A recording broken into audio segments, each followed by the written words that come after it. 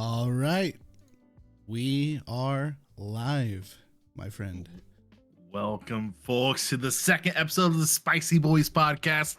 I'm Cotton. My name is Enc.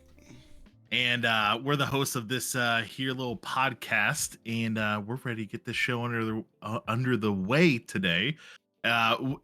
This week we have a fantastic guest, one of my best friends, and they're going to help us break down a couple round tables with us.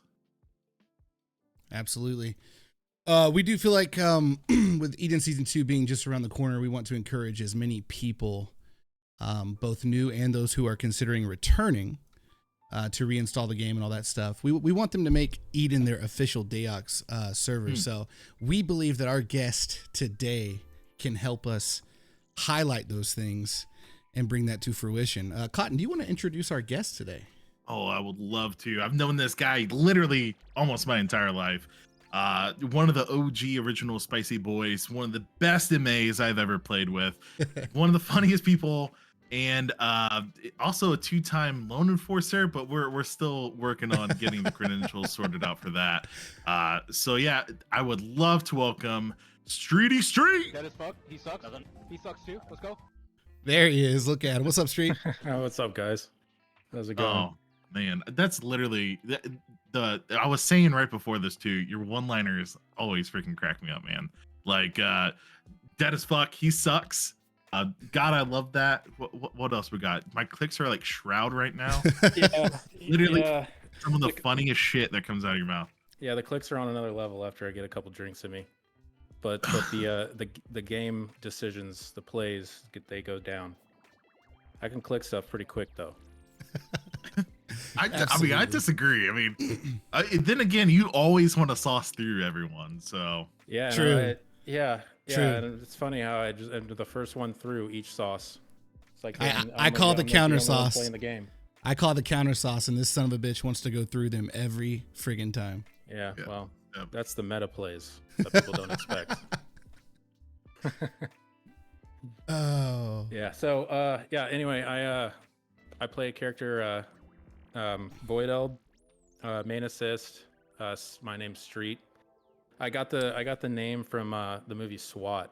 So in the movie SWAT, there was Street and Gamble. I always thought the name Street was cool, so that's how I came up with Street.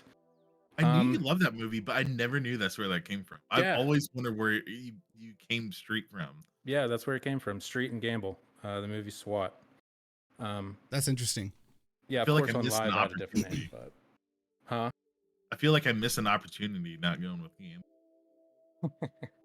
Should have convinced Yeah. Cody. How Yeah, how Cody how should've would gone Pepper Gamble. how would Pepper feel about that though, Cotton? Come on. That's true. That's true. Pepper would not. I mean, Cotton's my real name, though, right? So Right. Yes. Right. Right.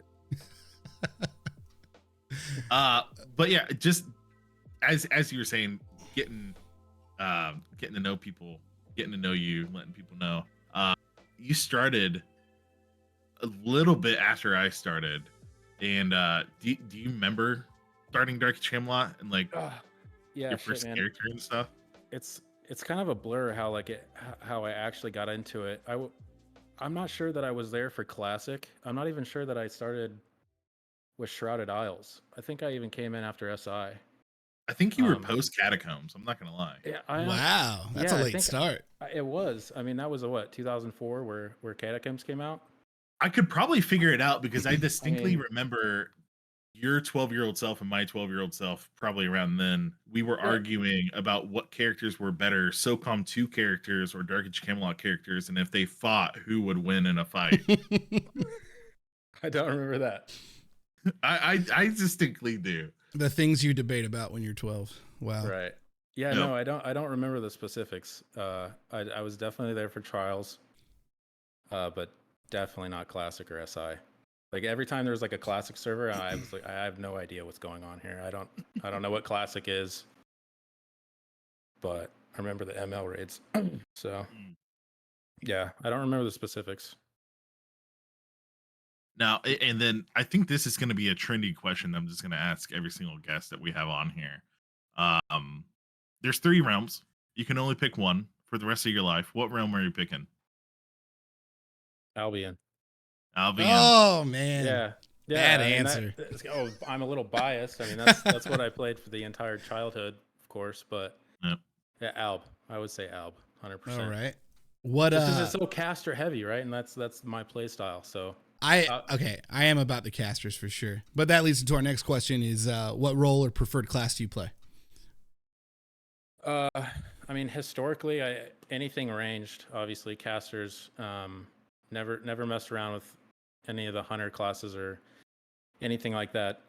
Preferred class. Do I have to pick one? Sure, just for fun. There's a lot. There's a lot, so that's what makes it interesting. There's a lot to choose from. Yeah, I would go third. 100%. Thurgs are fun, man. Let's go. Yeah, because Thurgs do it all, man. Like you can solo PvE on them. Like the in-game RVR for Thurgs, Facts. like it's endless for Thurgs. Thurgs are needed in 8v8. Thurgs are needed in BGs for that sick RR5 that they have. Yep. Like the AOE spells they have pet. I mean, they're just everything about Thurgs is needed in every situation. I've always said a single good Thurg can lock down an entire group for during AV8. So yeah, that's definitely a good choice. Not an easy class to play though in those situations for sure. Competitively, I don't think a Thurg is easy to play. I think there's a lot of pressure on you as a Thurg in an AV8. 100%. You're a quick target. Oh yeah, man. Everybody knows that you are the one when you start casting those pets. That you're going to be like one of the first targets to go. Absolutely. Or be targeted. For sure. Wow. Anything else that we should know about you, Street? Game wise? Yeah. Like actually let me ask, so I'm actually surprised you said Thurg. I guess you're throwing me off with that. I really expected you to say Sork because you love CC and you're always the main assist. I thought you would be like a damage caster. But you have been obsessed with the Thurg lately. Well, yeah, I mean, from back in the childhood, obviously, like I played one character, and that was the Wizard. Which I think is the easiest class to learn, as far as DAoC caster classes go. Is the Wizard, but you know, the question of how I answered it was what I picked up over the years of playing, like Thurg, in terms of like how easy it is to PvE on it, how needed it is in RVR. The Thurg is without a doubt. But the class I've actually never really played all that much, but that would be my answer is Thurg. But historically, Wizard for me. And then I didn't really play Sork, until we started playing Free Shards, which was 5-6 years ago. So if the Spicy Boys went back to Albion ever, is that what you would go and try to play? Is BR Thurg? Yeah, I think I would like to main a Thurg. As much as I like being on that backup Mez utility Sork role with negative, I would like to, I would definitely main a Thurg and have my alt as Sork, 100%. That makes a lot of sense. And I think that would be interesting because we would obviously have Cotton and Pepper on clerics, and I'd back them up if we didn't have one night. But if you went from that role to the Thurg, that allows me to come in an MA, which is something I've always wanted to do. So really? Oh yeah, absolutely. MA is my first choice every time. I've just never gotten to do it with you guys.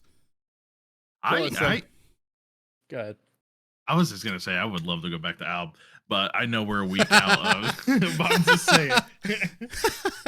Well, I think I with our group, like it's funny how the personalities fall into like certain class roles. Like in my opinion, Ink's like 100% the leader, needs to be the bard. Cotton and Pepper like historical healers, like them healing together just makes sense. You don't die. You just don't die. No, you don't. And then having a reliable assist train with me as an MA, like people like negative and maybe a little bit of Mac here and there, but it's just people's personalities fall into the roles. I think it's interesting to see. I gotta say, I love having you and Mac together because you guys are so competitive on like whenever Mac is MA. It seems like you guys just have this natural like who's a better MA. I'm just gonna say it. Fuck Mac, you're the better MA. You're my favorite MA. one night we made him MMA, and he like took an edible, and he just didn't talk for an hour. So it Oh, pissed me I off. do So we remember had to that. like I do kick him out remember. of that role. It's like, no, I'll take He was over. banned. Sorry. He was banned. He chose his own fate. Yeah, he did. Oh, Mac. Oh, Mac. That's Yeah, funny. So, No. Go ahead. were you about to say something? No. Well, then, before we get started with our first roundtable, one of the exciting things that Eden has given us for season 2 is going to be able to explore the Trials of Atlantis again and go do all your favorite encounters to get those artifacts. I think that's a great idea, and the way they're implemented is fantastic. You actually don't get the item, so there's no artifacts that are actually going to influence RVR or PvP content. It's all for skins. Everyone knows Dark Age of Fashion a lot. You know, you're going out there looking for the best skins for your character, and being able to get these and be able to do a good PvE content is just butter. You know what I mean? Butter on the bread. But some of them are kind of hard. So we reached out to Zorg. We asked him to put together a little piece for us for Trials of Atlantis, walking through it. But he wasn't really feeling it. So he put us in the direction of his brother, Norg, who is going to be our man in the field to let us know how to get these artifact encounters done. So I believe we have our correspondent. Norg, can you hear me? Are you there? G'day, mates. Name's Nog. Nog's Nature Druid Excursions, brought to you by the Spicy Boys. Me and me mate Sheila are here in Oceanus Notos on the scene after discovering from the locals that a mystical statue by the name of Hermes holds and protects the mystical artifact known as the Winged Helm. Now, I'm going to hand it over to me mate Sheila, and she's going to report the weather. Go ahead, Sheila. Anyways, conditions are fair, with high winds coming in from the northeast. We are beginning to be surrounded by many wild harpies flying above us, and there seems to be a battalion of statues aiming their bows at us. Sheila, take cover! They're shooting! Run! Run!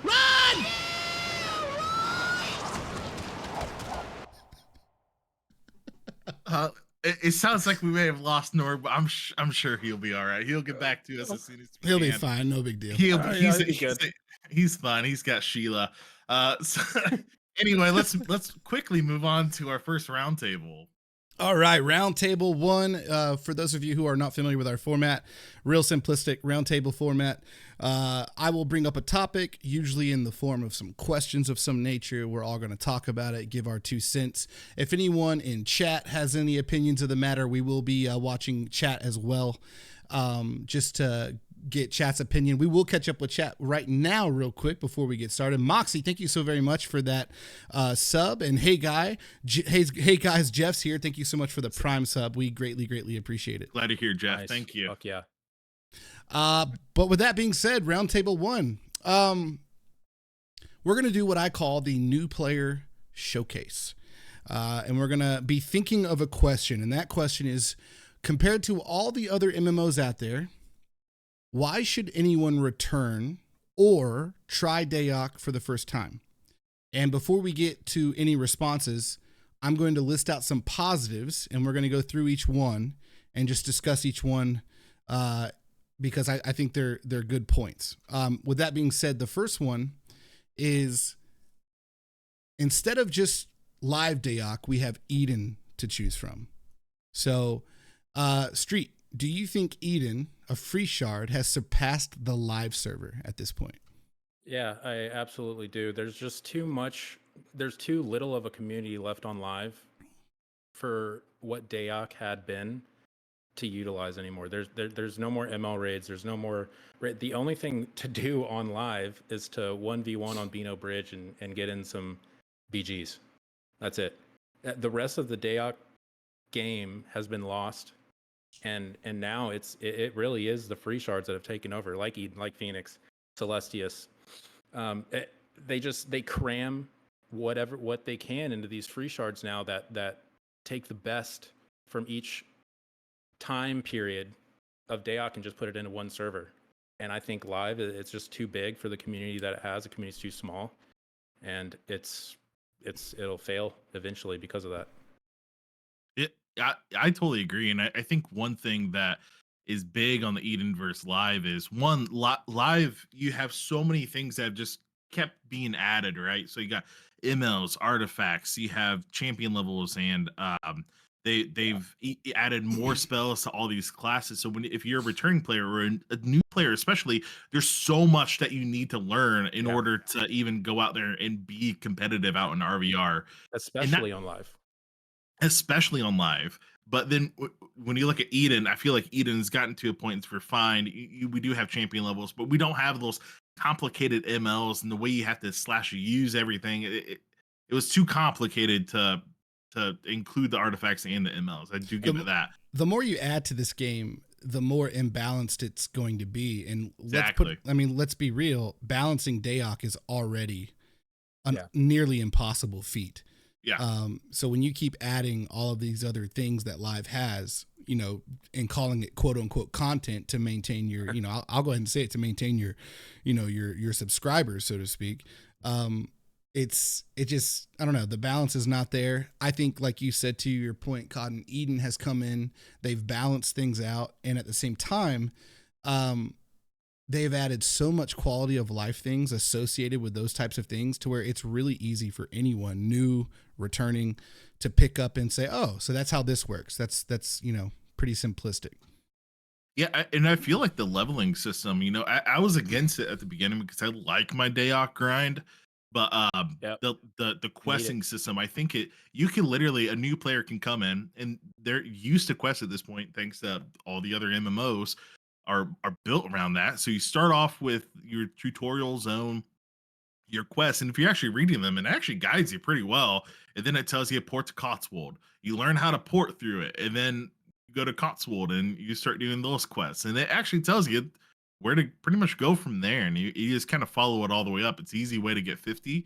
And that's part of the next 2 points real quick is that, you know, I'm getting ahead. Yeah, it's easier than it's easier than ever to get started in DAoC. Definitely. Because it can be very intimidating.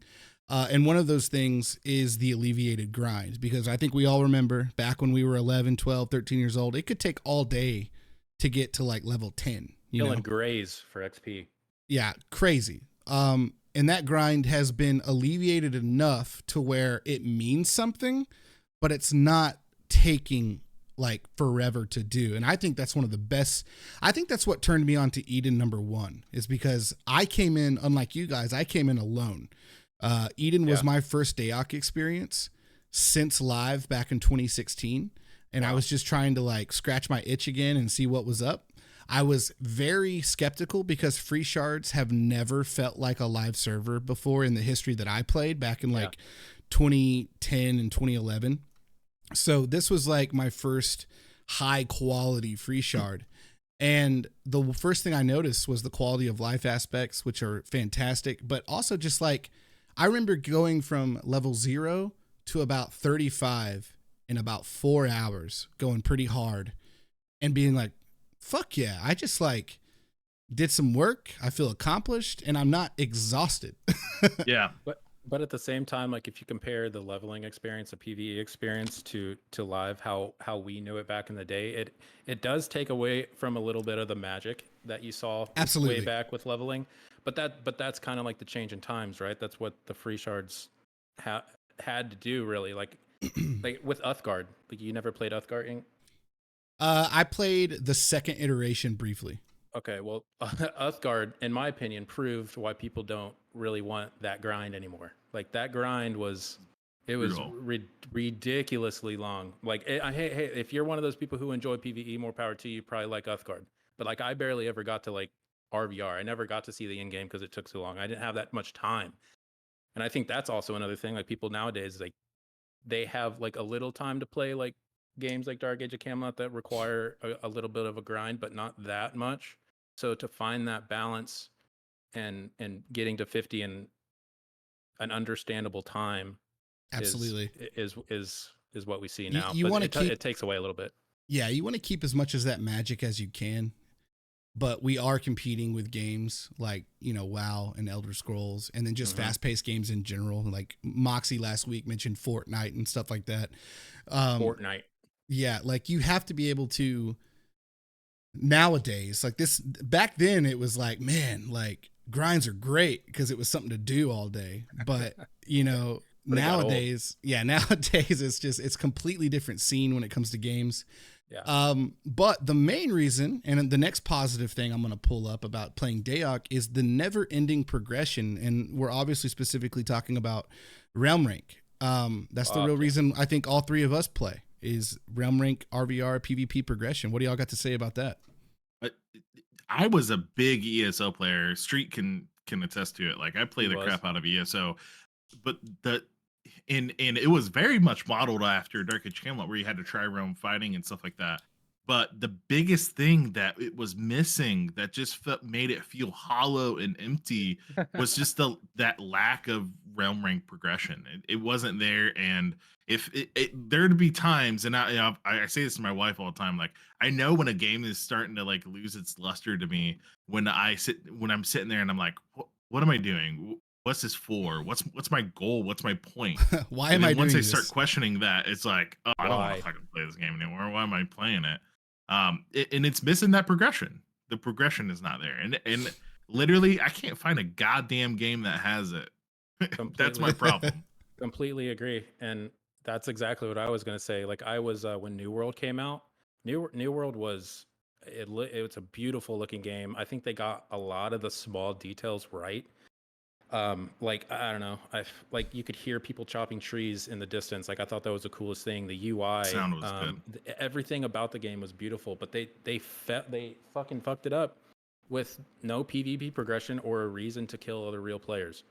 And it's sad that not having that when you know what DAoC is like, at least, and you don't have that in another MMO, it's like Kevin said, it starves you, and Absolutely. And it gets old so fast. We have a chat come in. Jeff says, regarding progression, that's me with Diablo. You just hit a wall and ask, why are you doing this? And then log off. I heard that about Diablo. I never played it, but I heard that. I mean, why?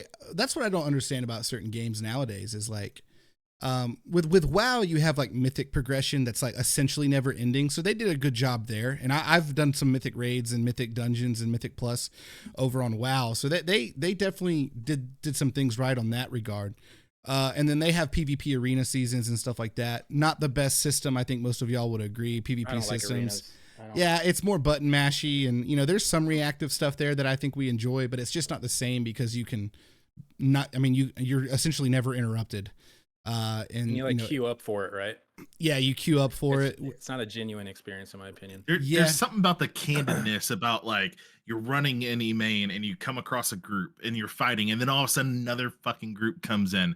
One of my favorite videos I have is when just fucking group after group keeps coming, and it's the most pure fun because it's so candid, it's so natural feeling. Open world RVR. Yeah, there's a difference between like porting into a map and knowing that there's 4 groups around and you have to eliminate them versus going into a map and not knowing what it is that you're about to face and when you're going to face it and how you're going to have to react to that. I think that's a big deal for sure. Yeah, 100%. That brings us to our next point though, and another positive about playing DAoC is team building. Finding a guild or group and creating, in my opinion, that one-of-a-kind DAoC synergy. We were talking briefly about the roles that we all play with one another when it comes to, you know, our guild and how people kind of find their niche and we all fit into those roles. But how important is that? And how fun is that to act out? What do you guys think about that? I think it's rare. To have a guild or a group of people that you play with on a game like Dark Age of Camelot that makes you want to log in every day and get on. I'll just go with that. I think it's rare to find a good group of guys. And go ahead. I agree with that. Like one thing again, like to reference ESO and other MMOs I've played, is I join these guilds. ESO, you can be in like 5 guilds at once, which also makes it lose a little bit of luster of the guilds. Really? Yeah, but you don't like the Spicy Boys, for instance. Like you guys are some of my best friends. Like of course, the OG Spicy Boys have known you guys my whole life, but like Stella is one of like my closest friends right now because we talk all the time about Dark Age of Camelot. We talk about what's going on in life because what's going on in our life is going to impact how how available we are with Dark Age of Camelot and stuff like that. So it just becomes like you get a group of friends that you constantly play with, and then the team building aspect I just want to hit on. Then I said it last week when I tell my friends that don't play Dark Age of Camelot what Dark Age of Camelot is about, like it's more like a sport than a video game. Like my position, I play healer. Street, he plays third now. I'm just gonna say that, but he plays in main assist, and you have your positions that you play in. When you get a synergy of people together that not one you're having fun with, but two they're good in their position, you can't find anything like that in another checks video all game. those boxes and it's a lot of fun, isn't it? Mm-hmm. Yeah, absolutely. And that's just when it comes to to groups and stuff. The next point is play styles. DAoC has a lot of available play styles. Like you can solo, duo, small man, 8-man, Zerg, so on and so forth. I think there is a place for essentially everyone. So we all prefer small man and 8-manning for the most part. But have y'all ever, I know Cotton has delved in duos before, and have any Street, have you ever done any heavy soloing or duoing? Yeah, I was I can't, Kevin, back me up here. Was it a free shard where I mained a Reaver? Yeah. Or was that That's was a ton of free light shard? server. Yeah. Okay. Yeah, I was in that. I loved it, and that's what makes DAoC great, that people probably who are new to the game probably won't ever find out unless they give it a shot. It literally has everything that you would want to do play style wise in the game. But yeah, I was heavy solo. I played a Reaver a long time. A lot of fun with it. It was an OP class. It's pretty easy to play. Just slam and levy and they die. But but yeah, DAoC has everything. It has solo, small mans, 8, sweaty 8-mans now in Eden with EV if you like doing that. It has Zergs. It has everything. We have a good buddy of mine, Barbecue, coming up on one of the episodes, and I'll make sure I quote that Reaver is an easy class and all you do is slam and levy. Well, isn't Levy a follow-up now? I don't know. Is Levy a follow-up? No, it's still the same. Oh yeah, so that's OP class. Yeah, we'll snip that and let him hear that. I'm sure he would love that. That'd be good reaction content. Yeah.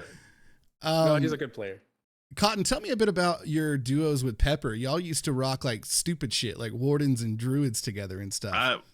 Well, we are healers, right? So on Celestius especially, Brandon Pepper, I should say, he played a Warden and I was a Nature Druid.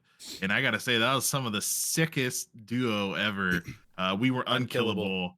We destroyed everyone. It didn't matter who you were. We were dominating. Now, for those of you who might be new players or aren't familiar with it, just to have some context, DAoC obviously has a ton of classes. They're all different on every realm, but to a particular role, support role, on Hibernia includes the Druid class and the Warden class. So what Cotton is talking about here is taking two support role classes, using their not very popular, I guess you could call them offensive specs that no one heavily utilizes, and being successful in a funny kind of niche way that people don't expect. You off meta whore. Yeah, I love going off meta. And honestly, taking a support class and making them offensive is Street. We're talking about the guy here who was spent half his time on beta dueling on an Earthurk, half ogre with a melee. That was fucking awesome. Melee Thurg might be the new meta for season 2, so we'll see. That's the class.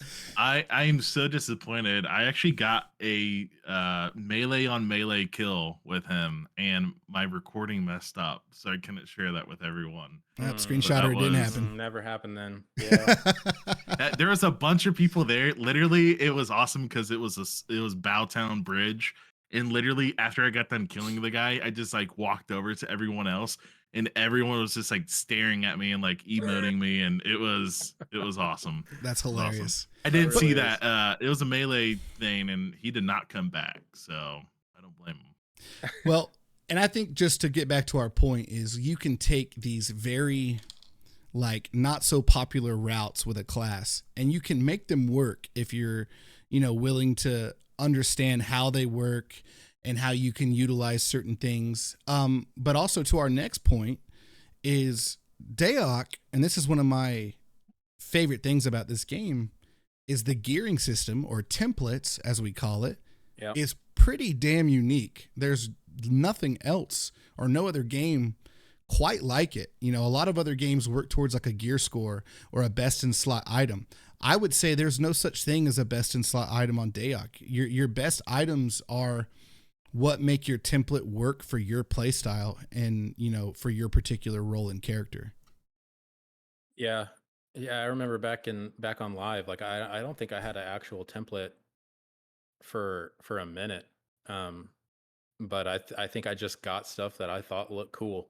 I didn't know what a template was until like mid TOA. I'm not going to lie. Yeah, agreed. Kevin, you remember when I was obsessed with those white sleeves?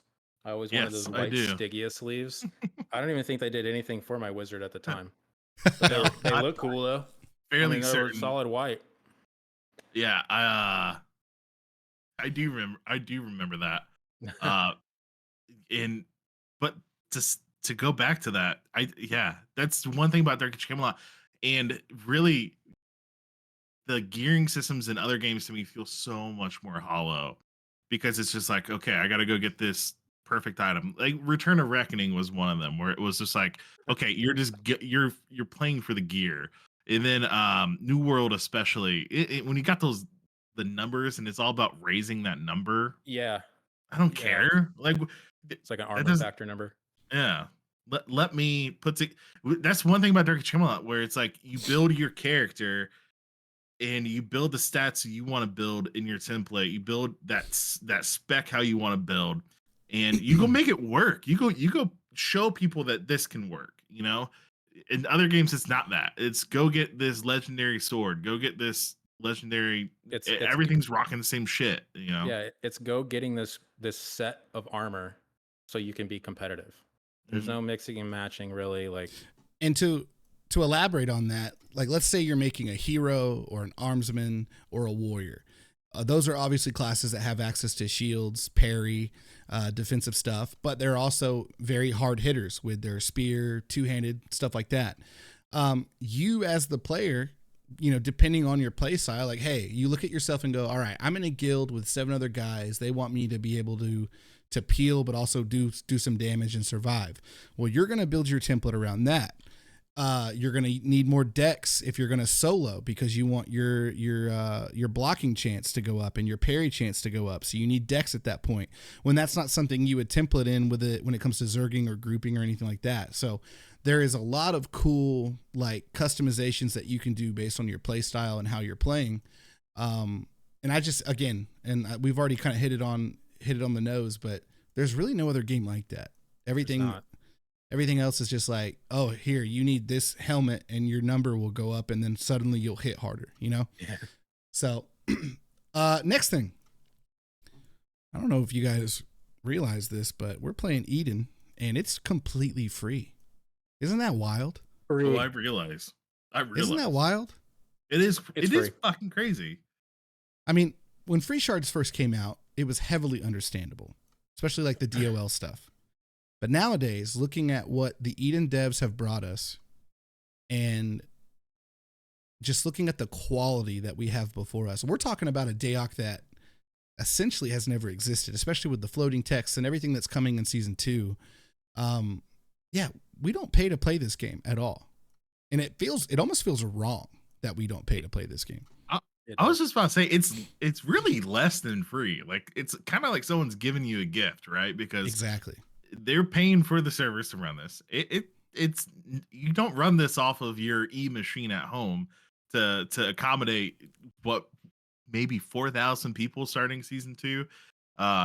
That's not free to run. It's not cheap to run, and then not to mention all the time that's being invested. the Time. the time So of, much time. developing all this. It's wild. And then it seems like there's always someone there, right? You know, like say the Eden bots are starting to kind of revolt and take over the server. Skynet's happening. There's always a dev there that seems to shut it down and save the day. So it Absolutely. seems like they're always there. That's pretty remarkable. That's really a gift of time and money. And I thought I loved the game of DAoC, but these devs are on another level. By far the best server dev team staff that I've ever seen. We're probably going to do it every episode, but seriously, huge shout out to Eden's staff team, their dev team, anyone and everyone over on Eden. Like, we cannot thank you enough for giving us this place to play on. I would argue half the reason we're doing this podcast is to give something back and bring more people in. Absolutely. And you know, just try to do our part, essentially, is a big motivator for me personally. Because what they've done here, they've brought it back to life, to put it simple. They really have. All right, my last positive little note thing here, which is important to some people, not everyone, but DAoC's not heavily graphically intensive. So whether your machine is purring with a 4090 like my buddy Street here, or you're running a I'm not going to name names, but a pretty bad Radeon GPU, DAoC is not going to stress your computer out. So name names. No. Yeah, who was that? Well, she just outed herself. It's Moxie. Oh. Thank you, Moxie. I appreciate that. Nah, Moxie's got a pretty sweet setup. She's the only person I know with a Radeon GPU nowadays. It's pretty dope. But not Moxie. Moxie's not my wife, but my wife has a Radeon GPU. Let's go. Good luck with those graphics updates. Anyway, but no, my point being is, again, like, it's not graphically intensive. So whether you're a new player or a returning player and you don't have the best stuff, you can still get in the game and enjoy it. You might have a little lag here and there depending on the amount of people in front of you, but it should still be a pretty fun experience. Yeah, if my computer back in 2004 could run this game, whatever you guys have now could run this game. Like, oh my God. Yeah. Let's get into the negatives. On the topic of graphics, because it's not so intense, that means one thing: they are out of date. Mm-hmm. DAoC has little things about it that we obviously enjoy graphically, but for the most part, they're pretty out of date. Yeah. It's not, Skyrim, or it's not, anything with a beautiful engine like Red Dead Redemption 2. That's one of the most beautiful games there is. That's not DAoC. So if that's gonna ruin your experience, I would still encourage you to give it a try, because the mechanics, in my opinion, speak for itself. But yeah, not the most beautiful game in the world. For a new player, though, if I have ever shown anybody what DAoC is, somehow I always pull up like a YouTube video of like an SI version of the game back in the day. And I'm like, hey, like this looks bad, but like actually when you it looks really bad. It does, because the dude in the video is level 1. But if you progress in the game, like I think the armor nowadays actually increases the game a little graphically, in my opinion. It is lacking graphically, like landscape wise, but I think the character models have come a long way. For sure. That's actually one thing about Dark Age of Camelot, though, is you can see someone and be like, oh, they're low level. Mm-hmm. And then you see someone that's 50, maybe even in their epic gear, and you're like, oh shit, they're low 50. They're max level. And we keep dogging on New World today. I feel really bad about that. But New World, especially, in all these games with skins and stuff like that, you can't look at someone and see how strong they are. And I actually kind of missed that. I think that was something that's really cool about Dark Age of Camelot. But to hit on the graphics, maybe I'm alone. I don't think Dark Age of Camelot's graphics are really that bad. I think we're a little biased. I don't think they're bad. Okay, certainly we are a little biased. It's our baby, but like I look at my druid over here, and I'm like, man, looks pretty good actually. He does. We are definitely biased. Like, I don't think any of us look at the graphics and go, "Oh, I'm never playing this game," like at all. Because we know the content that's there for sure. But I have had a lot of people, why, they look at, how your game status on your Discord pops up, like when you're playing the game. I've had people DM me, what are you playing? What is that? And I go, oh, hey, it's a 20-year-old MMO. Oh, yeah, here's a video. You should give it a try. This looks stupid. Yeah. But the thing is, how many people are playing old school RuneScape? Exactly. And look at that shit. You got great 4 point. polygons on your whole character, The next negative is, and this is like a positive for us because we see, what there is to bring to the table, but the learning curve for the various systems, we talked about templating. Last week we did talk about the way you're supposed to react to all of the different types of spells and situations that you find yourself in. DAoC, especially on more of a what we would all consider a good player level. I don't want to use the word elite level, but anyone who we consider to be a good player, to get to that point, there is quite the learning curve. Would y'all agree with that? 100% there is, especially for a new player. Because a new player could probably come in with MMO background and get the character to 50, but what's after 50? 50 is RVR, or actually before that it's templating. But after that it's RVR. So RVR is a completely different game. The entire time you've leveled to 50 and then managed to template your character. Now you have to learn the other realms classes in RVR, and to recognize the stuff that happens in RVR, and it's a completely different experience. That's a double-edged sword right there, is the classes of Dark Age of Camelot. I love that the fact that Dark Age of Camelot has damn near 1 million classes, and all of it is unique to the realm. Nothing is mirrored. But because of that, when someone gets to 50, that there is so much you have to learn. And matter of fact, in context of this conversation, my boss actually started his Dark Age Camelot experience with Eden Season 1. He got to level 50, and then he was really overwhelmed with what to do at 50. And that's the sad part. It is sad. And that's I when people remember fall talking to him and realizing how much I take for granted that I've learned. Like, I can see what someone's doing with their hand and what color their spells are and know what's happening. But that's a lot to learn for someone. And I think what we're going to talk about later, I think a little bit, is you got to make sure you pick the right class to learn, in my opinion, to start with. For sure. That's why I said third. Another negative that I've had people mention when it comes to DAoC, whether they are, this even goes for people who have been playing for a long time. Sometimes, especially your more people who enjoy soloing or maybe like duoing, there is a heavy group or guild dependence in order to find success at times. I don't see that so much as a negative, but as someone who did solo quite a bit on live, especially in the labyrinth of the Minotaur era, you're almost forced to solo if you don't have a group or a guild to play with. And that's not always easy. We have spoken briefly about the Spicy Boys, and that, we're all lucky to be kind of a part of this brotherhood vibe that, you guys started, that fortunately I was awesome to kind of it's very awesome that I was able to land into and enjoy. But not everyone has that.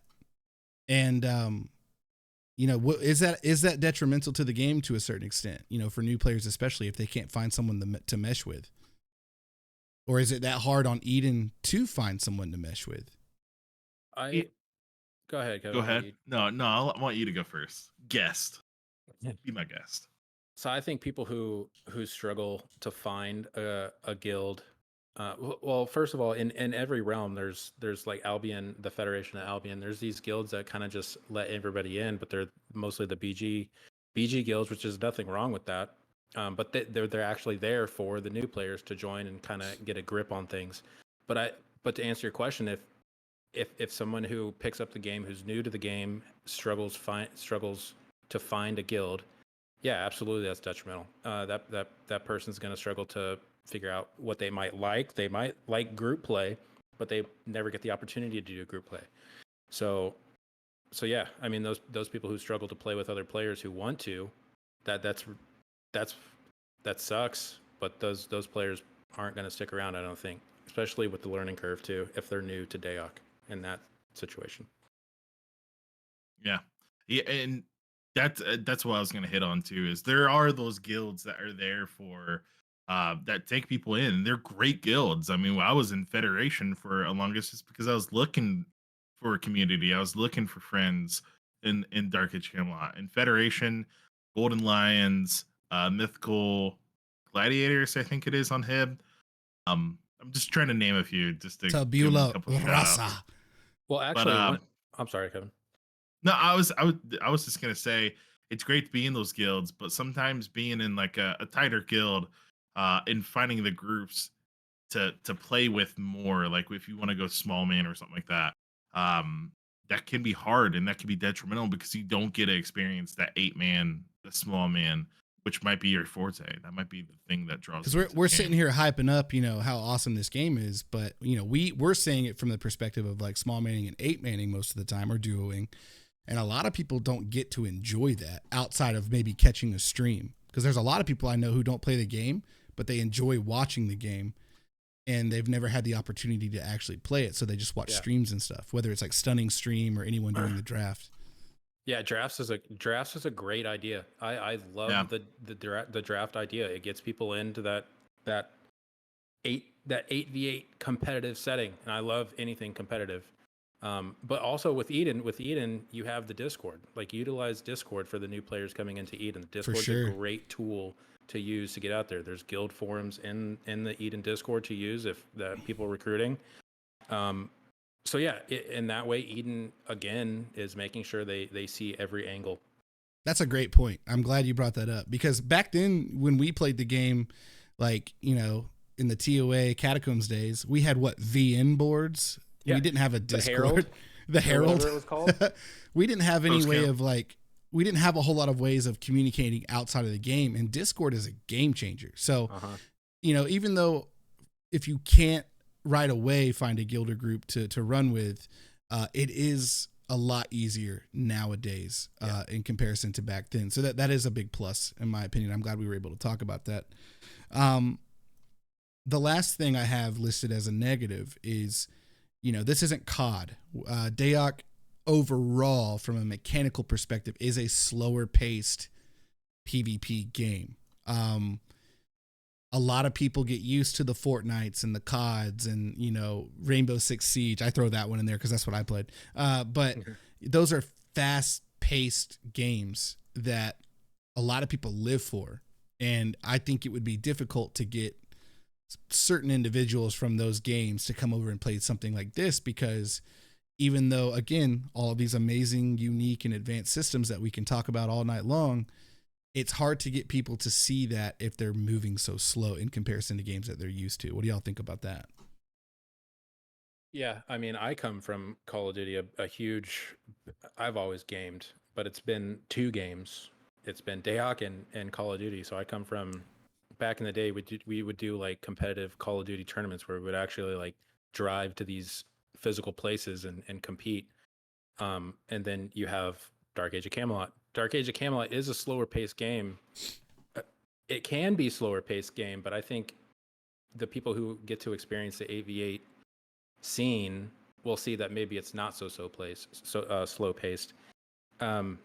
It is, but it isn't at the same time. It's kind of your play style, I think, is what you're going to make your experience with DAoC. It is slow paced though. It is slow paced game. The actual mechanics are definitely slow paced, but I think when you actually get into like the 8v8 fights, especially, there's so much information going on that it's a different type of fast pace where you're not actually doing actions necessarily fast, but you have to interpret the situation and make a play really quickly. And it's those split decisions. Again, that reminds me a lot of a sport. I would almost argue to say that DAoC is a fast-paced game. Like, right? Like, I mean, what argument? Up here, it's very fast. The brain, you have to be able to think on your feet. very quickly. And there's a big difference between what you have to think about in a Zerg versus an 8-man or a small man. Like there's a huge difference there. I mean, people naturally panic before they get into an AV8 fight sometimes, especially if they're like newer to the scene. I totally agree. Healers especially, because people can drop really quick in an AV8 fight, you know, especially with debuffs and stuff like that. So I don't think it's a slow game mentally or in certain scenarios, but overall, like the running and the movement and all, it's I think that's kind of the point that I'm getting at. It's not super excitingly fast. Not to mention, if you don't have speed, running is terrible in if this you game. don't have speed, then it's a slow ass game. But Moxie, I just want to go to chat real quick. Moxie makes a great point. 60 minutes to form up for 3-minute fights. That is a really slow aspect where if I play Fortnite, I hit a button, 2 minutes, we're jumping out of the fucking bus. But Dark Age of Camelot, you could be running, especially if you're not good at finding fights or you're in the wrong area, you could be running around for a little bit looking for those fights. 100%. Yeah. 100%. And that's where population comes in handy. I think, you know, later on in season 1, we started to feel the impact of population a little bit, running around, not being able to find a lot of action. But, you know, that's just how DAoC is, especially with that low pop number kind of thing. But that's the whole point of this podcast, at least tonight, is we're trying to pump those numbers and keep people around. I know that's what Eden's trying to do, and they're doing a fantastic job of it. So season 2, I think we're going to see some pretty ridiculous numbers for a while, and I cannot wait to jump into that. What are your guys' guesses? What do you think we're going to see on launch day? 4K? I think 4. I was going to say above 4. It's a good. Jeff has a cool question. What do you think could be done to have fight/action during low population times? I think if I can answer real quick, the devs have already kind of assessed this, but the Living Frontier quest, what Moxie just said, they have implemented certain systems that are drawing groups, solos, duos into particular areas, and that's about all you can do, and you just have to hope that people utilize that stuff. What do y'all have any thoughts on the matter? Is there anything else that can be done to like make that better? No, I'm really looking forward to the Living Frontier stuff. The small man zones and the 8-man zones that I see popping up. I haven't been able to experience any of it because we haven't been running. Really, I've just been running with Zergs and stuff during beta. I'm really looking forward to what that's gonna do for the times where it's getting low. I hope and I think it's going to be several months before we're even going to need to worry about that, really. Yeah, I mean they already have stuff implemented for that, for the low pop times, like rotating small man zones. They have what are the quests called where you like have to take a keep or something like that, but that's more like BG related. But the deserters help. The deserters do help, yeah. I mean, in the AI and EV, to get people like in low population times, like you have to think about how to get people in the same zone without making it feel fake, I guess. But the rotating small zones, the keep quest to take keeps in certain zones for XP for the Zergs, deserters, AI and EV. And even I'm pulling another blank, even though we do it all the time, where you go into EV and you can fight your own realm. Renegade. Wow. Yeah. I mean, they do have a lot, but that is a challenge. Absolutely. That's a challenge. I would like to mention too, because I think it's a perfect example. I think y'all remember that NA Primetime was already in a not so great spot, and then they released that King of the Hill event, and all of a sudden we had a good, a week at least, where we could all get on every single night, pick a realm, and have some fun on the King of the Hill event. And it was just constant action. So I think we're going to see more stuff like that, hopefully more often, especially like later in the season when it's actually needed. And, you know, again, big shout out to the Eden devs. I think they're thinking of everything that they can. That's a good point. I completely forgot about that. Like rotating open world events during more like during low pop times. Yeah, no, I forgot about that. Yeah, For sure. and then the event would end, right? So all those people that were playing in the event would like kind of roam and do their own thing. And Yeah. kind of like maybe the zone that the event ended in would be hot, right? And then it would go to another area. Yeah, I forgot Definitely. about that. That's a good one. Definitely. But we have been on the first round table, which was a big one. That was a big round table. We've been on that one for a while. Cotton, let's go ahead and jump in a round table too. I'm gonna let you take over that one. Yeah. So I'm this one's gonna be a little bit more structured just because we're not really going down the list. We just a couple questions as we talk about the best realm and classes for new players, because that's something that's huge. We've already kind of hit on a lot. It's important to pick the right class and really the right realm for a new player to come into. So Street, I'm going to start with you. Which role do you think, and I know we've kind of already talked about this, which role do you think is best for a new player to learn the game as a whole? For a new incoming player, is how I'm going to answer this question, who hasn't seen DAoC before, in my opinion, would be any caster class. But would be any caster class. That's the role I would tell. I've actually, anybody who I've tried to get to come to DAoC, just play a caster. I'll tell you which one to play. That's my answer, a caster. What caster per realm? Because what if I said I want to play a mentalist?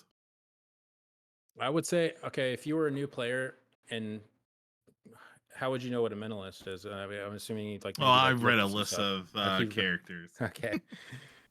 So I would tell you that mentalist is nice. It has self heals, good for PvE solo if you have to do it. Very good damage output later in the game.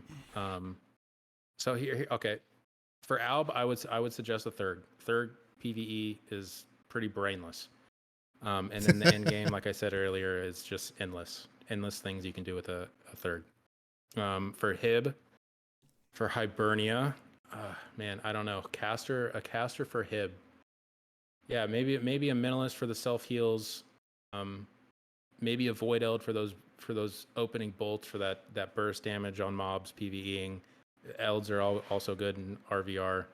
For mid, honestly, I don't really even know. Like I haven't really played much like a Hib or a mid caster. I don't know. I don't know what I would say for mid. I think Caster that really maybe is the a one support we haven't role? done. I think you can approach this as, from a few different angles. You could go the brain dead route, which is going to be like anything with bolts, anything with the most a limited amount of buttons we say possible. brain dead, but for a new player, like you don't want to give them like a bard, like a battle. No, bard. no, absolutely. They're not going to stay around. Absolutely. But you could also say that the more exposure you give someone, the more that they're going to have to learn if they plan on sticking around. So like I think a support class or a healer is the best route to go, because I think you're going to learn reaction, like, oh shit, I got to heal. You're going to learn what curing a disease is, what curing a poison is, which really matters. Mm-hmm. Poisons, especially like in early PvE, because poisons can wreck you in certain dungeons and stuff. You're going to learn about aggro. And if you heal too soon or use too strong of a heal too early, you're going to get aggro. You're going to expose yourself to a lot more ailments that I think will help you learn the game. Now, a lot of people don't like learning that way. A lot of people don't like learning the hard way. So that's where I would side with Street, that if you're more so of that person, then anything with bolts, whether you're a rune master, an eld, or a wizard, that's going to be your go-to. I think a Thurg is a good choice because it kind of teaches you how pets work, which can be a little tricky. Pet systems in DAoC have never been like the greatest thing ever. They work now, but still they can be kind of buggy at times. Uh-huh. But yeah, I could see that coming from two angles. What do y'all think the last thing someone should play is? Like you said, a battle bard or a bard in general. Yeah, I think those hard off meta classes like a nature druid, stuff that you kind of have to know the game to play a little bit. I think any crowd control class should not be for a new player. I think receiving the crowd control is a better way to learn it. But you don't want to, like a healer, for instance, you don't come in looking for the mez off rip. Yeah, I would say stay away from crowd control classes. Agreed. Yeah. Yeah, I'm And just gonna go with like stuff like Battle Bard, weird off spec shit. Since we're talking about new players specifically, I just want to clarify the healer of the mid realm is called the healer. It is a crowd control class. It gets very confusing when people say healer in Dark Age Camelot because that's actually a class and is also a role. So it's kind of a term that goes both ways. Very fun class, though. Very fun class. Very fun class. Very one of the hard hardest. class. One of the hardest to do efficiently. Yes. Depending on your play style and all. So since we've talked classes and we've kind of hit what type of class and role you should choose in the realm, which realm do you think new players should be going to? And is there any specific advantages other than just population? Because we do know sometimes population can lean certain ways. Which realm is the best for new players and why? Yeah, I mean, I would say Alb. They're caster heavy. They have some of the best range in the game. Sorks, I know you don't play a CC class. Sorks have some of the best range in the game. Thurgs have some of the best range in the game as well with their pets. There's other classes like Heretics. I mean, that's a catacomb class, but that would be cool. I would go with Alb. Alb has the strongest caster meta in the game with the best range, so I think that would be the way to go for a new player. Plus, man, that's a spicy topic. Plus, Alb is mostly NA. So if you're an American and you want to, have like a decent population when you log on Alb. I'm gonna agree with you on Alb. I just wanted to jump in and say on Alb because I feel like Albion's classes are really there's not a lot of crossing over. I feel like your class is more one role and there's not much multi roles that you do. Like while the bard you're healing and you're CC, you're mainly CC healing and you're playing instruments. Midgard the healer again, you do everything on the healer. I feel like Albion is more specific on their class roles. For sure. We say classes on Alb are more specific, but for a new player to know something, that any class can be played in a way that it is extremely effective in an 8v8 setting or a competitive setting or anything. Like a Sork's main job is like CC and like nuke, right? But good Sork players can do so much more than that. They can debuff, they're amnesiaing targets in the back line, they're following up with mezzes and jumping on the assist train. Utility, baby. Utility. Like, so there's classes, and then there's a meta way to play the classes. There's a competitive way to play the class as well.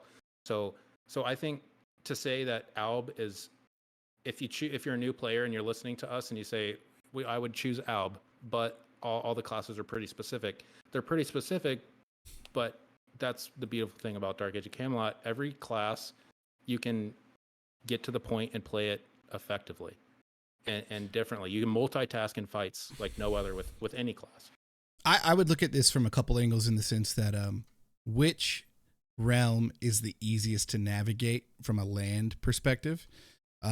Because if you're not familiar with the BGs or you're really good with PvP yet, you're going to be depending heavily on the PvE aspect, and you're going to need to be able to navigate and find your way around. That's been made easier on all three realms, but I would still say Albion's like land environment is probably the best to quest on from a PvE perspective. I think the dungeons are very straightforward on Alb. And then to y'all's credit, the classes are, you're much more in your role and they work really well together.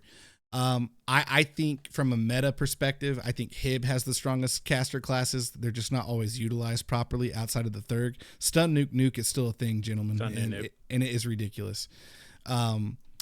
When it comes to Midgard, you could make some arguments, especially on the melee side of things. Because like if you're in a group with heavy melee, you can just plow through dungeons and stuff and have a lot of fun. But Midgard's land is the most difficult to navigate in my opinion. I don't like it at all. It's not easy. We could probably, it could be heavily biased. I'm sure there are plenty of people out there who know mids landscape really, really well. Mm-hmm. Moxie brought up a cool point, though. She says, Alb for classes maybe, but community has to be considered. Which realm has the highest success rate of hand-holding? And that's going to be Hib or Alb with your Zerg leaders in those guilds that, you know, are available on those two realms, in my opinion. What do y'all think about that? All right, Cotton. I don't know. Another is coming into his own as a phenomenal BG leader. I've been loving running in his BGs. I actually don't think Hib is a good one. I know Pills is there. A lot of people are for Pills, but it and I'm playing Hib. Everyone know this ahead of time before I say what I say, but I feel like Hib has a huge community of people that play in a Zerg that take it way harder in the Zerg than Too what seriously? you should be in the Zerg. Like And realm pride elitists? Is that what you're trying to say? I think yes. That I guess that's what I'm saying, and I see that a lot when I'm playing in the Hib Zergs. Personally, I think mid or Hib is what's up, or mid or Alb, I should say. I'm sorry. I can't stand that mentality, by the way. Yeah, me either. The elitist especially realm pride when thing. it's Zergs, and I'm like, bro, let me come hit you with my 8-man here. I don't want to bash any kind of player, but when you specifically stick to one realm and then have the mindset that everyone should stick to one realm, you are just limiting DAoC so much by doing that. And you know, the whole point of the game is to try all the classes out, try all the realms out, and have fun, like period. Yep. And then enjoy whatever playstyle you like to play. All these people, it's usually the old school types who are like heavy into realm pride and stuff. That's fine if it's a meme and you're joking around and there's like some funny banter, but there are some folks who take it a bit too seriously. Yeah, for sure. I was always the person to just stick with one class, one realm, but once we got into free shards is when I really got out of that mindset. Not that it's a bad mindset, but some people just take it too far. I think we can all agree on that. Yeah. So I think we wrapped up best realm in classes for new players. So I think it's about time to talk about like balancing for our last round table. So season 2 they've already done so many changes as far as balancing and changing how a lot of classes work. We've seen things like the try debuffs coming out, and a lot of specific class changes. So Street, again, I'm going to start with you since you're our guest. What changes have you seen in beta so far? And I know we haven't played too much in beta, but I think we've been talking in Discord enough that I think you should be with it. What changes have you seen so far in beta that you're pretty happy with? That I'm happy with. Let me start with like the try debuff thing. At first I thought it was a little cheesy, and not going to lie to you. I think it took a lot of the skill gap out of it. I mean, just to be able to like with one button debuff 3 types of damage. To me at first, it was a little weird. I'm not sure that it changed the skill gap if there ever was one with just pressing a button and debuffing one single spell type at once, or if it needed to stay and debuff multiple spell types with 2 different spells. But now it's just one button for 3 types, and I'm not sure if I'm with or against it. But changes that I do like. Shit, there's been so many that Eden has done, just like quality of life changes in general. I don't know. I think I like taking root from bards. I think I like. Did they Careful, change? Encelas in here. Careful. Yeah. Whoa. Well, yeah, I know. I might be alone on that. I think I no. I'm gonna come back him up, and I'm just gonna say it. I agree. I like that bards can't root. Ruined our duo. Our duo. I know. I mean, Luke and Cody, man, those guys, season 1 just killed everything, man. Insane. They're too freaking good.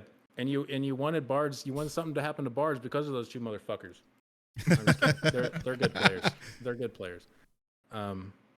Yeah, I think taking root from Bard, and did they the Minstrel pet, can they still release and un-CC themselves, or did they change that?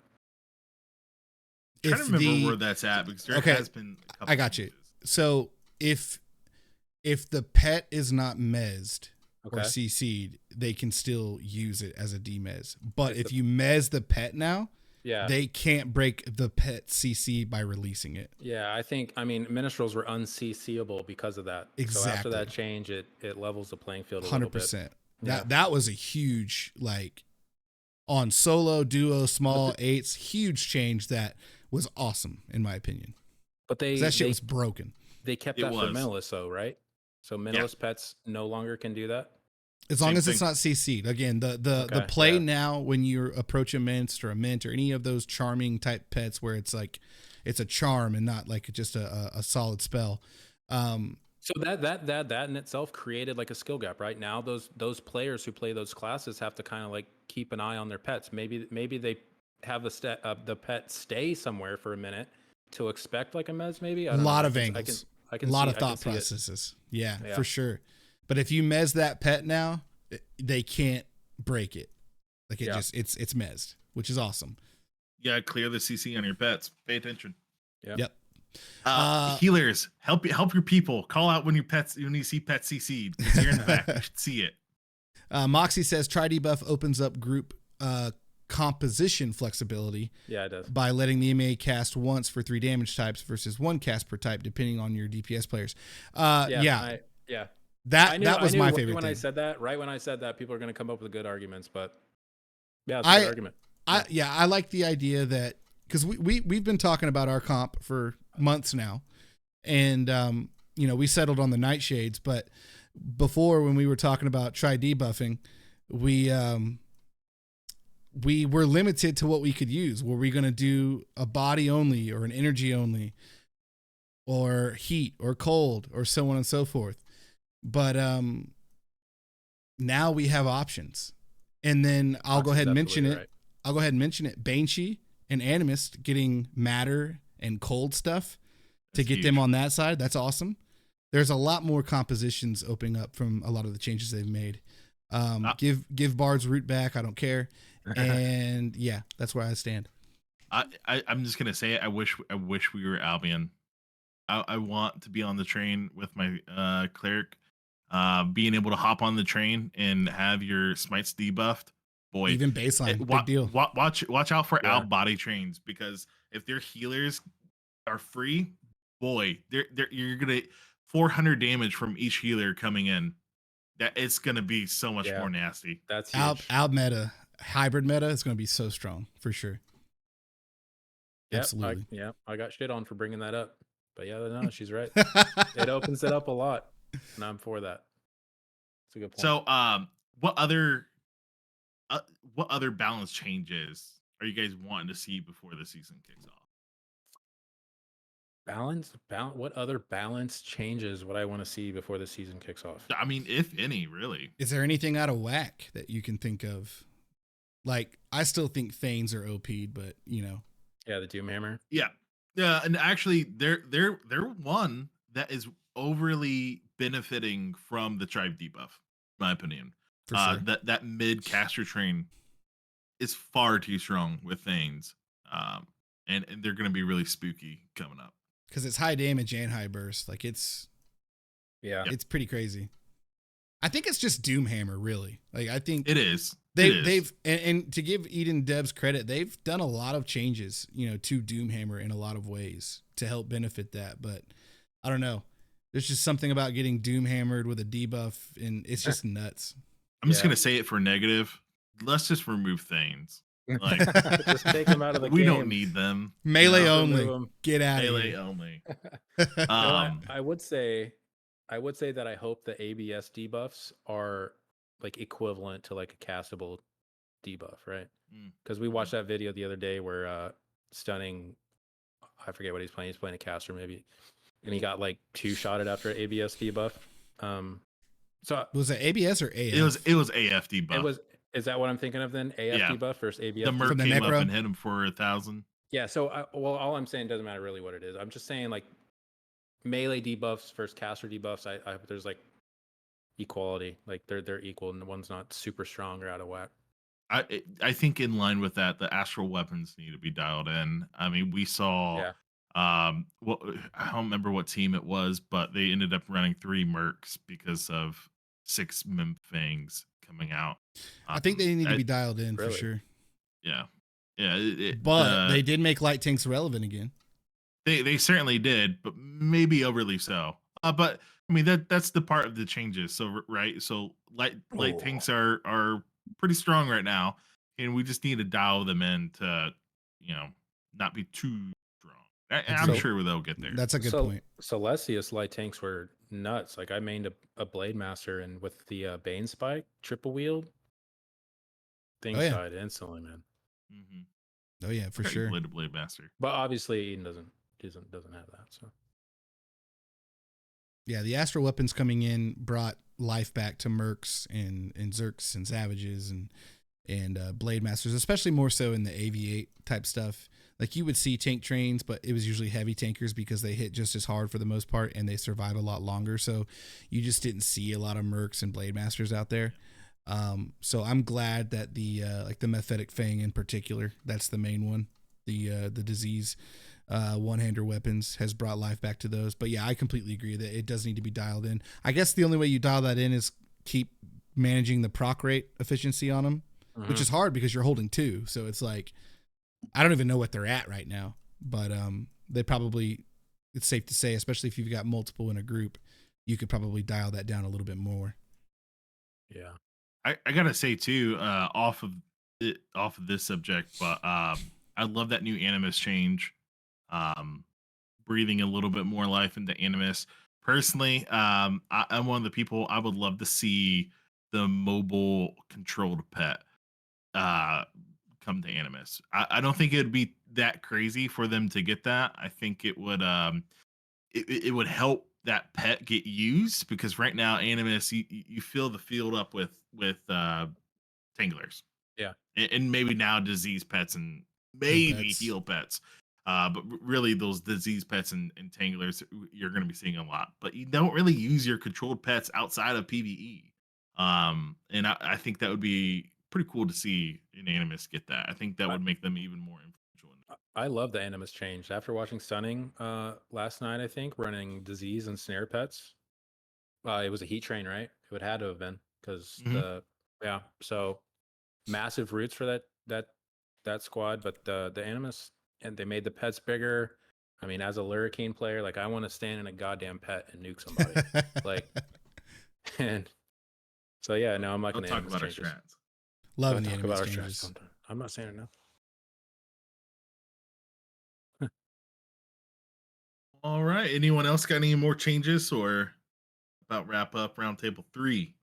No, but I do think Norg has an update for us down in Ocean of Snow. Oh, okay. Let me try to patch him in real quick. Hey, hey Norg, can you hear us? Yeah, it's me again, mates. Norg's Nature Druid Excursions, reporting back from a cave that me and Sheila found to take a bit of cover. As we look around the corner, it would seem that Hermes is being swarmed by a big pack of harpies who are pecking at him and his armor. Sheila and I are gonna wait for the opportune moment to pounce. Ain't that right, Sheila? Yeah, right. Anyways, if we get the opportune moment to grab the winged helm, we will report back. Until then, this is Norg and Sheila signing out. Awesome. Well, it sounds like it's going much better for them. I was low key a little worried, but I knew Norg would have that under control. So if you want the winged helm, you got to get Hermes to get attacked by some harpies. It sounds like. Yeah, I think that's what he said. Yeah, definitely. Watch out for those statues. Good reporting. Absolutely. Yeah, fantastic job. Love Sheila, by the way. Really, really awesome. Love Sheila. Sheila might be my favorite. The input from Sheila is always. Absolutely. Yeah, right. All right, gentlemen. We have been going for an hour and 23 minutes. That is a healthy podcast, I must say. That's good. I do want to say thanks to everyone who's been watching us live on Twitch. And then anyone who is checking us out on Spotify or on Cotton's YouTube, thank you so very much for listening to this point. We typically close things out with a bit of a video reaction segment. I'm a bit unprepared, but I'm going to let Cotton and Street talk real quick while I get it set up, and then we will check out Saving Private Street. I think that's one of my favorites. I think it's got to be one we check out real quick. So let me get that pulled up real quick, and then we'll be good to go. Give me 2 minutes. Yeah, so I just want to mention to Jeff, yeah, we are on Spotify. So I mean, this is only our second episode, but it will be up on Spotify hopefully tomorrow.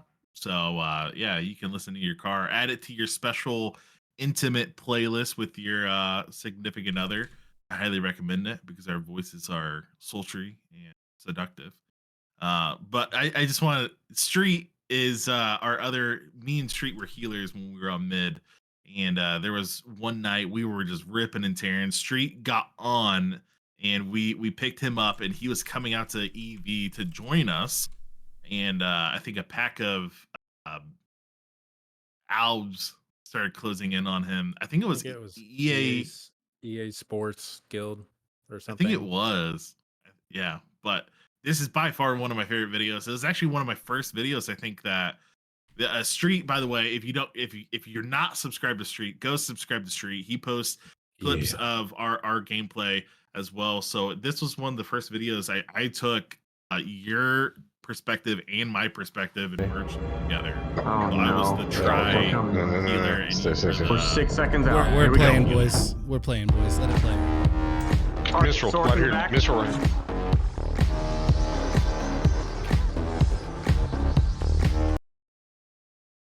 Okay, I figured out how to interact real quick, so I paused it. That was my bad. We're gonna start from the beginning. Do we want to finish giving some context real quick, Cotton? I think that was about it. So you see Street coming in, and I remember he was telling us, he's like, "Oh, I think they're coming to kill me. They're gonna kill me." And we were coming in, and our play was always to sauce in. So it was literally just set up for us to do our play perfectly. All right, Saving Private Street. Here we go. These guys just got done fighting. Oh God. They're gonna kill me. Oh no. Yeah, we're coming. No. Stay. We're 6 seconds out. Here we go. Mistral, right here. Mistral.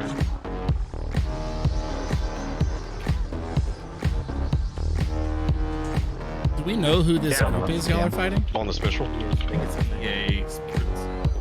I'm sitting on the other sword. Locked. I'm on the fryer. I flicked stunned that guy. I'm with you. Swapping here. He's dead. He's dead. Yep. PR up. Oh, we're 7. Other This was a 78. Kill their tanks down. Kill their tanks down. I've got everything interrupted back here. Stunned. I'm sitting on the Mistral. They PR'd again. I'm mezzing them out. I'm mezzing the. Yeah, we had 2 Zerkers in this group. I got rooted out in the back. Fuck. And then a skull coming back. Purges down. Push. There's an archer adding. I'm mezzing backline. Backline's mez. Backline's mez. Nice miss. Mez on I'm trying to demez. I'm demezzing. Roger. Credentials interrupted. He tried to demez the clerk. Going right for the minstrel. Going right for the minstrel. Canoe. Phoenix. Yep. I'm rooted. You're Clerk, really. can cast. I'm good. Both clerks interrupted. There's a hunter pit. Yeah. Britain Eagle, nice. The clerk right here. Yeah, I'm on him. Stunned. Need another celerity if you can manage it. I'm throwing out more mezzes. There it is. I'm That's throwing one out thing I more love mezzes. about Street. You're not I'm on free to it. pull out your weapon. Yeah. Nice. You have to. Nice stun, Kevin. Incanue's gonna die. 0 dead. Dude, good job, guys. Fuck him up! I Fuck really him did up. not Was want that this an guy to 8? cast, so I literally just sat there. Just your ass, it was 8. I was What the stunned. fuck? I think right when you This is stunned what him, you're like, missing. We just be fucking people, bro. I told you. You said they're gonna kill me. I said no, we're good. We sliced over the hill and just fucking crushed it. Dude, this is what we did the entire night the other With day. 7 at the time. With 7 at the time. Right Yep. off the rip. I'm telling you. That's it right there, boys. Fuck them up. That's my favorite shit when Negative and Street get going, dude. So funny. Oh man. Yeah, that's literally one of my favorite videos, just because it's so iconically mid-train coming up the hill, saving you.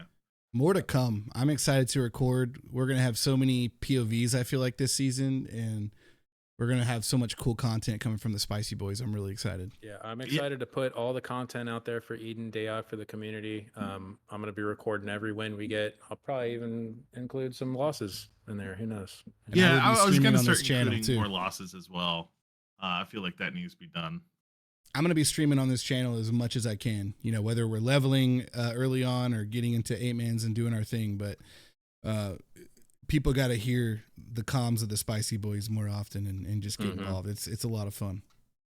Yes, sir. So yeah, make sure you subscribe to Inc here. We're also gonna be posting all the Spicy Boys podcast. This is where we're gonna be live. You can also catch the VODs here as well. I'm gonna be uploading the VODs and also all my gameplay and also all my weird, crazy videos as well. I do a lot of meme-tastic videos, is what I like to call them. So make sure you go follow me. Make sure you go follow me over at Cotton the Cleric on YouTube and Street. What was your handle on YouTube? It's StreetyDstreet. Street DAoC, baby. Make sure you go subscribe to that. So he posts actually way more clips than I do because I like to. I go overboard on making mine pretty. Yeah, I'm not a video editor, so. Yeah. Well, Street, thank you for being the first Spicy Boy to have the balls to be on this podcast. Let's fucking go. The first one. Thank you so much, dude. I really appreciate it. The shades are on. Sophisticated Cotton is here. But with that being said, we can't appreciate you enough for coming in, hanging out, giving us your input, being a part of the podcast. And to everyone watching, being a part of chat, Moxie, Jeff, thank you so much for the subs and taking part. And anyone listening to us, whether it's on YouTube or Spotify, thank you so much for listening to our second episode. We will be back next Sunday, same time, same place, 7 p.m. You can check us on Inc7V live on Twitch or later on Cotton's YouTube. And yeah, we're excited, man. We got I don't think we can say yet. I don't think it's official We all the don't way, announce- but we don't announce now. yeah, Nope. we can't announce it. But our guest for next week, I'm really excited about. It's gonna be a fucking delicious episode. Did- Really looking forward. Did you actually confirm that guest? Is it on? I think we're at either 80 or 90%. Oh, that's exciting. So Honestly, I will say that what I will announce is we have about 5 or 6 shows booked, and that's only possible based on the response of everyone and the support from everyone. So we had a great episode 1 with, you know, some minor kinks here and there that we worked out, and you know, tonight's been a lot better, a lot more smooth. We're so excited for this. So thank you to everyone. I'm sorry. Actually, I literally just got a message. We can go ahead and announce. And I'm pretty excited to go ahead can and we? announce 100%. Yeah. So Cotton, next week, the honors are yours, brother. Yeah. Thank you. I'm really excited because we're gonna be able to do a good Q&A on this one.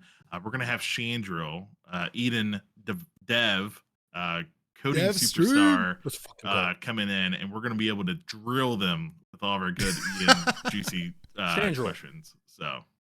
Chandro. Yes, Chandro the Dev from Eden is going to be with us next week, 7 p.m. Do not miss it. It's going to be an awesome episode. We are super, super excited to have them here. But yeah. Oh, and after that, I'm going to go ahead and say it. We got another enMMORPG coming in. We have a master soloer and a master BG leader. We're going to have their perspectives and stuff in some later episodes. We have a lot that's coming. We're taking this very seriously. We're excited. But that's going to do it for episode 2. Gentlemen, I hope y'all have a great rest of your evening. Everybody else, thank you so much for coming out and spending time with us. We will see you next Sunday at 7 p.m. Deuces. Yeah. And I'll see everybody December 2nd. December 2nd. December 2nd, baby. December Peace. 2nd, baby. Peace.